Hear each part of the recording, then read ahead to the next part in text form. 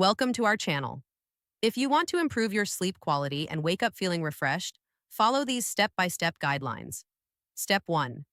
Establish a consistent sleep schedule by going to bed and waking up at the same time every day, even on weekends. Step 2. Create a relaxing bedtime routine that includes activities like reading, gentle stretching, or taking a warm bath to signal your body it's time to sleep. Step 3.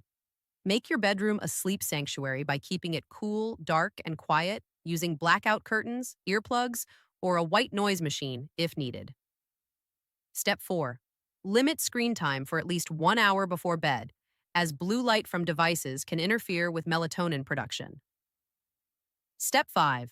Avoid caffeine after 2 p.m. and limit alcohol consumption in the evening, as both can disrupt sleep quality. Step 6. Exercise regularly during the day, but avoid vigorous workouts within 3 hours of bedtime. Step 7. Try relaxation techniques like deep breathing, progressive muscle relaxation, or meditation if you have trouble falling asleep. Step 8. If sleep problems persist, keep a sleep diary and consult a healthcare provider to rule out sleep disorders. Don't forget to like this video and subscribe to our channel.